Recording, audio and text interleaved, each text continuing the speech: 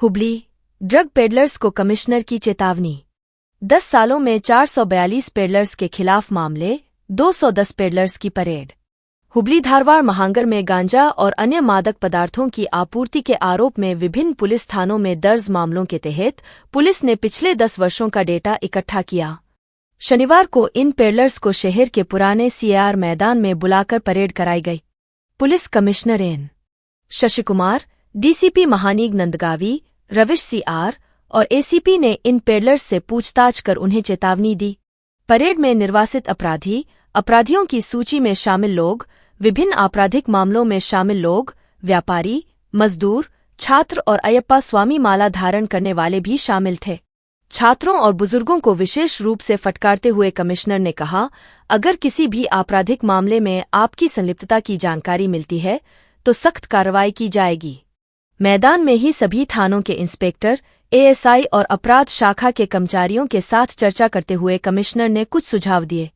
उन्होंने कहा, गृह मंत्री के निर्देशानुसार मादक पदार्थ मुक्त शहर बनाने के लिए अधिकारियों को संकल्प लेना चाहिए।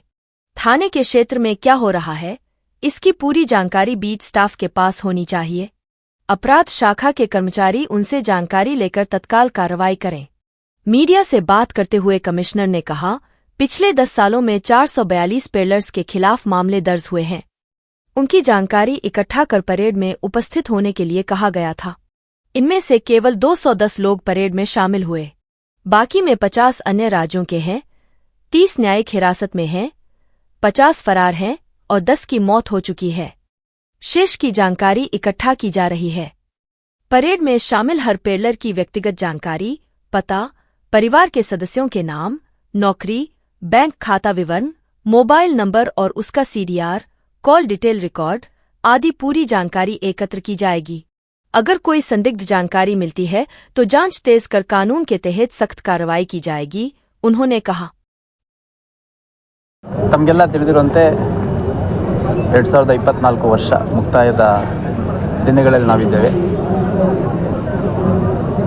ಡಿಸೆಂಬರ್ 31 ಈ ವರ್ಷ ಮುಕ್ತಾಯ ಆಗಿಬಿಟ್ಟು ಹೊಸ ವರ್ಷವನ್ನು ಜನವರಿ 1ರಂದು ನಾವು ಆಹ್ವಾನ ಮಾಡಲಿದ್ದೇವೆ.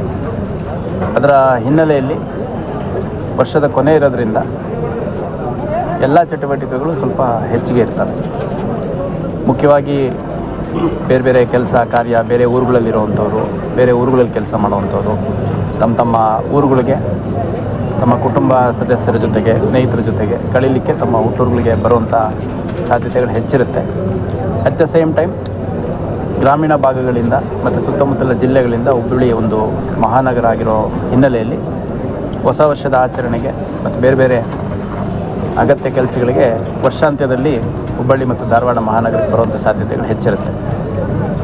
ಇದರ ಜೊತೆಯಲ್ಲೇ ಹೊಸ ವರ್ಷದ ಸಂಭ್ರಮದ ಹಿನ್ನೆಲೆಯಲ್ಲಿ ನಾವು ಪ್ರತಿ ಘಟಕದಲ್ಲಿ ಗಮನಿಸಿರುವಂಥದ್ದು, ವರ್ಷ ಇಡೀ ಇದ್ದಂತಹ ವ್ಯತ್ಯಾಸಗಳನ್ನು ಸರಿಪಡಿಸ್ಕೊಳ್ಳುವಂಥದ್ದು.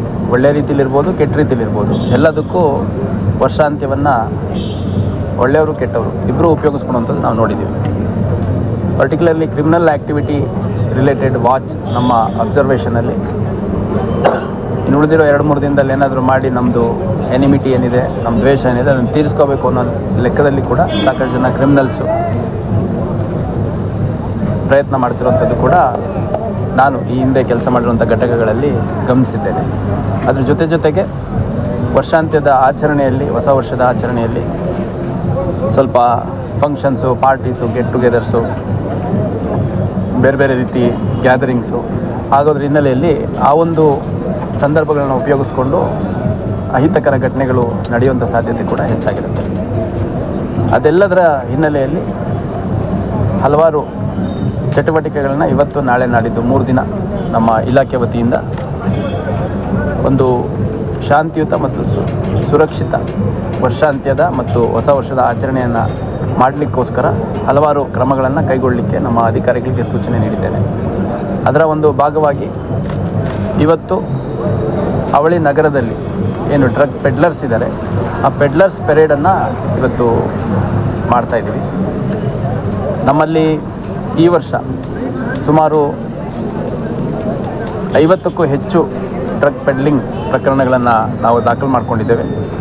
ಅದರಲ್ಲಿ ಸುಮಾರು 200ಕ್ಕೂ ಹೆಚ್ಚು ಪೆಡ್ಲರ್ಸನ್ನು, ಹಳೆಯ ಪೆಡ್ಲರ್ಸು ಮತ್ತು ಹೊಸ ಪೆಡ್ಲರ್ಸು ಎಲ್ಲ ಸೇರಿ ಸುಮಾರು 200ಕ್ಕೂ ಹೆಚ್ಚು ಪೆಡ್ಲರ್ಸನ್ನು ನಾವು ಐಡೆಂಟಿಫೈ ಮಾಡಿ 20B NDPS ಕಾಯ್ದೆ ಅಡಿಯಲ್ಲಿ ನಾವು ಕ್ರಮ ಕೈಗೊಂಡಿದ್ದೇವೆ. ಅದ್ರ ಜೊತೆಗೆ ಸುಮಾರು 2,000ಕ್ಕೂ ಹೆಚ್ಚು ಶಂಕಿತ ಮಾದಕ ವಸ್ತುಗಳ ವ್ಯಸನಿಗಳನ್ನು ಗುರುತಿಸಿ ಅವ್ರನ್ನ ಪರೀಕ್ಷೆಗೊಳಪಡಿಸಿದಂಥ ಸಂದರ್ಭದಲ್ಲಿ ಸುಮಾರು 1,000ದಷ್ಟು ಕನ್ಸಂಪ್ಷನ್ ಮಾಡುವಂಥದ್ದು ಕಂಡು ಬಂದ ಹಿನ್ನೆಲೆಯಲ್ಲಿ 200ಕ್ಕೂ ಹೆಚ್ಚು ಪ್ರಕರಣವನ್ನು ಕಳೆದ 4-5 ತಿಂಗಳಲ್ಲಿ ನಾವು ದಾಖಲು ಮಾಡ್ಕೊಂಡಿದ್ವಿ. ಅದರ ಹಿಂದೆ ಕೂಡ ಸಾಕಷ್ಟು ಪ್ರಕರಣಗಳು ದಾಖಲಾಗಿದೆ. ಅದರ ಒಂದು ಭಾಗವಾಗಿ ನಮ್ಮ ಅವಳಿ ನಗರದಲ್ಲಿ ಇರುವಂತಹ ಒಟ್ಟು 442 ಡ್ರಗ್ ಪೆಡ್ಲರ್ಸು, ಇವರು ಕಳೆದ 10 ವರ್ಷಗಳಲ್ಲಿ ನಮ್ಮಲ್ಲಿ ದಾಖಲಾಗಿರುವಂಥ ಪ್ರಕರಣಗಳಲ್ಲಿ ಪೆಡ್ಲರ್ಸ್ ಆಗಿ ಐಡೆಂಟಿಫೈ ಆಗಿರುವಂಥದ್ದು. ಅವರಲ್ಲಿ ಸುಮಾರು 210 ಜನ ಪೆಡ್ಲರ್ಸನ್ನು ಇವತ್ತು ನಮ್ಮ ಒಂದು ಡ್ರಗ್ ಪೆಡ್ಲರ್ಸ್ ಪೆರೇಡ್ಗೆ ನಮ್ಮ ಅಧಿಕಾರಿ ಮತ್ತು ಸಿಬ್ಬಂದಿಗಳು ಅವ್ರ ಮನೆಗೆ ಭೇಟಿ ನೀಡಿ ಅವ್ರನ್ನ ಕರ್ಕೊಂಬಂದು ಸ್ಟೇಷನಲ್ಲಿ ವೆರಿಫೈ ಮಾಡ್ಕೊಂಡು ಇಲ್ಲಿ ಹಾಜರು ಮಾಡಿದ್ದಾರೆ. ಅವರೆಲ್ಲರ ಮೇಲೆ ನಾವು ಡೋಸಿಯರ್ಸನ್ನು ಓಪನ್ ಮಾಡಿದ್ದೇವೆ. ಆ ಡೋಸಿಯರ್ಸ್ನ ಅಪ್ಡೇಟ್ ಮಾಡ್ಕೊಳ್ಳೋವಂಥದ್ದು, ಅವ್ರ ಫೋನ್ ನಂಬರ್ ಏನಿದೆ, ಅವ್ರ ಮನೆ ಅಡ್ರೆಸ್ ಏನಿದೆ, ಅವ್ರ ಅಸೋಸಿಯೇಟ್ಸ್ ಯಾರಿದ್ದಾರೆ, ಮತ್ತು ಅವ್ರದ್ದು ಮೊಬೈಲ್ ವೆರಿಫೈ ಮಾಡಿದಂಥ ಸಂದರ್ಭದಲ್ಲಿ ಯಾರು ಅವರ ಸಹಚರರಿದ್ದಾರೆ, ಜೊತೆಗೆ ಯಾರಿದ್ದಾರೆ, ಮತ್ತು ಬೇರೆ ಅಕೌಂಟ್ ಡೀಟೇಲ್ಸು ಸೇರಿದಂತೆ ಸಾಕಷ್ಟು ಮಾಹಿತಿಯನ್ನು ಅಪ್ಡೇಟ್ ಮಾಡ್ಕೊಂಡಿದ್ದಾರೆ. ಇನ್ನು ಸುಮಾರು 230ರಷ್ಟು ಜನ ಇವತ್ತು ಬಂದಿಲ್ಲ. ಅದರಲ್ಲಿ 50ಕ್ಕೂ ಹೆಚ್ಚು ಜನ ಹೊರ ರಾಜ್ಯದವರಿದ್ದಾರೆ. ಸುಮಾರು 30ಕ್ಕೂ ಹೆಚ್ಚು ಜನ ಇವತ್ತಿಗೂ ಜುಡಿಷಿಯಲ್ ಕಸ್ಟಡಿಲಿದ್ದಾರೆ. ಅದರಲ್ಲೊಂದು 8-10 ಜನ ಮೃತ ಹೊಂದಿರೋರಿದ್ದಾರೆ. ಮತ್ತು ಸುಮಾರು 130ಕ್ಕೂ ಹೆಚ್ಚು ಜನ, ಸುಮಾರು 130ಕ್ಕೂ ಹೆಚ್ಚು ಜನ ಆಬ್ಸೆಂಟ್ ಇದ್ದಾರೆ. ಆಬ್ಸೆಂಟ್ ಅಂದರೆ ಅವ್ರು ಬೇರೆ ಬೋಟ್ಸು ಇನ್ನೂ ಎಕ್ಸಾಕ್ಟ್ಲಿ ಸಿಕ್ಕಿಲ್ಲ. ಮನೇಲಿ ಕೇಳಿದಾಗ ಊರಿಗೆ ಹೋಗಿದ್ದಾನೆ, ಬೇರೆ ಊರಿಗೆ ಹೋಗಿದ್ದಾನೆ ಅಂತೆಲ್ಲ ಹೇಳಿದ್ದಾರೆ. ಹಂಗಾಗಿ ಅಂಥವ್ರು ಯಾರಿದ್ದಾರೆ ಅವ್ರನ್ನ ಐಡೆಂಟಿಫೈ ಮಾಡಿ ಇವತ್ತು ತಮ್ಮ ಸ್ಟೇಷನಿಗೆ ಕರೆಸಿ ಅವರೆಲ್ಲ ಡೀಟೇಲ್ಸ್ ವೆರಿಫೈ ಮಾಡ್ಕೋಬೇಕು ಅಂತಂದು ಸೂಚನೆ ಕೊಟ್ಟಿದ್ದೀವಿ. ಅದ್ರ ಜೊತೆಗೆ ಇವರೆಲ್ಲರ ಕಡೆಯಿಂದ ಪ್ರತಿಯೊಬ್ಬರೂ ಇಂಡಿವಿಜುವಲಿ ಇಂಟ್ರಾಗೇಷನ್ ಮಾಡಿ ಯಾವುದೇ ಕಾರಣಕ್ಕೂ ಅವಳಿ ನಗರದಲ್ಲಿ ಮಾದಕ ವಸ್ತುಗಳನ್ನು ಮಾರಾಟ ಮಾಡಬಾರ್ದು, ಅಥವಾ ಬೇರೆ ಯಾರು ಮಾರಾಟ ಮಾಡ್ತಿದ್ದಾರೆ ಅದೆಲ್ಲದ್ರ ಬಗ್ಗೆ ಮಾಹಿತಿ ಕೊಡಬೇಕು ಅಂತ ಸೂಚನೆ ಕೊಡಲಾಗಿದೆ. ಇದ್ರ ಜೊತೆಗೆ ಹೊಸ ವರ್ಷದ ಆಗಮನದ ಹಿನ್ನೆಲೆಯಲ್ಲಿ ಅವಳಿ ನಗರ ಹೊಸ ವರ್ಷವನ್ನು ಆಹ್ವಾನ ಮಾಡಲಿಕ್ಕೆ ಸಿದ್ಧವಾಗಿದೆ, ಸಜ್ಜುಗೊಂಡಿದೆ. ನಮ್ಮ ಪೊಲೀಸ್ ಇಲಾಖೆಯಿಂದ ಕೂಡ ನಮ್ಮೆಲ್ಲ ಅಧಿಕಾರಿ ಸಿಬ್ಬಂದಿಗಳನ್ನು ಒಳಗೊಂಡಂಥ ಒಂದು ಸುಸಜ್ಜಿತವಾದ ಬಂದೋಬಸ್ತನ್ನು ಮಾಡಲಾಗಿದೆ. ಅದನ್ನು 31st ಕೂಡ ತಮಗೆ ಮಾಹಿತಿಯನ್ನು ನೀಡಲಾಗುತ್ತೆ. ಈಗ ಅದಕ್ಕೆ ಪೂರ್ವಭಾವಿಯಾಗಿ ಹಲವಾರು ಪ್ರಯತ್ನಗಳನ್ನು ಮಾಡಲಾಗಿದೆ. ಅದರಲ್ಲಿ ಮುಂಜಾಗ್ರತಾ ಕ್ರಮಗಳನ್ನು ಕೈಗೊಳ್ತಾ ಇದ್ದೀವಿ. ರೌಡಿ ಶೀಟರ್ಸ್ ಇರ್ಬೋದು, ಡ್ರಗ್ ಪೆಡ್ಲರ್ಸ್ ಇರ್ಬೋದು, MOB ಅಫೆಂಡರ್ಸ್ ಇರ್ಬೋದು, ಅಥವಾ ಬೇರೆ ಯಾವುದೇ ರೀತಿ ಸಾಮಾಜಿಕ ಜಾಲತಾಣಗಳಲ್ಲಿ ಅಶಾಂತಿ ಉಂಟು ಮಾಡುವಂಥ ಪ್ರಯತ್ನ ಮಾಡುವಂಥವ್ರು ಇರ್ಬೋದು, ಕಮ್ಯುನಲ್ ಹಾರ್ಮೋನಿ ಡಿಸ್ಟರ್ಬೆನ್ಸ್ ಮಾಡಲಿಕ್ಕೆ ಪ್ರಯತ್ನ ಮಾಡುವಂಥವ್ರು ಇರ್ಬೋದು, ಎಲ್ಲರ ಮೇಲೆ ಮುಂಜಾಗ್ರತಾ ಕ್ರಮ ಕೈಗೊಳ್ಳಲಾಗಿದೆ. ಗುಪ್ತ ಮಾಹಿತಿ ಸಂಗ್ರಹ ಮಾಡಲಿಕ್ಕೆ ನಿರ್ದಿಷ್ಟ ಸೂಚನೆಯನ್ನು ನೀಡಲಾಗಿದೆ. ಮತ್ತು ಯಾವ್ಯಾವ ಸ್ಥಳದಲ್ಲಿ ಜನ ಗ್ಯಾದರ್ ಆಗಲಿಕ್ಕೆ ಸಾಧ್ಯತೆ ಇದೆ, ಜನ ಸೇರಬಹುದು, ಮುಖ್ಯವಾಗಿ ಸಿನಿಮಾ ಥಿಯೇಟರ್ಸು, ಮಾಲ್ಸು, ರೆಸ್ಟೋರೆಂಟ್ಸು, ದೊಡ್ಡ ದೊಡ್ಡ ಹೋಟೆಲ್ಗಳು, ಮತ್ತು ಕಮರ್ಷಿಯಲ್ ಏರಿಯಾಸು, ಮಾರ್ಕೆಟ್ಗಳು, ಅಲ್ಲೆಲ್ಲ ಕಡೆ ಉತ್ತಮವಾದ ಬಂದೋಬಸ್ತನ್ನು ಮಾಡ್ಕೋಬೇಕು. ಅಗತ್ಯ ಇರುವಂಥ ಜಾಗಗಳಲ್ಲಿ CCTV ಹೆಚ್ಚುವರಿಯಾಗಿ ಅವಶ್ಯಕತೆ ಇದ್ದರೆ ಹಾಕಬೇಕು ಅನ್ನೋಂಥದ್ದು ಕೂಡ ಸೂಚನೆ ನೀಡಲಾಗಿದೆ. ಸಾಮಾಜಿಕ ಜಾಲತಾಣಗಳ ಮೇಲೆ ನಿಗಾ ವಹಿಸಲಾಗಿದೆ. ಇತರೆ ಇಲಾಖೆಗಳ ಜೊತೆ ಒಂದು ಸಮನ್ವಯ ಸಭೆಯನ್ನು ನಾವು 29ನೇ ತಾರೀಕು ಅಂದರೆ ನಾಳೆ ಇಟ್ಕೊಳ್ಲಿಕ್ಕೆ ಪ್ರಪೋಸ್ ಮಾಡಿದ್ದೀವಿ.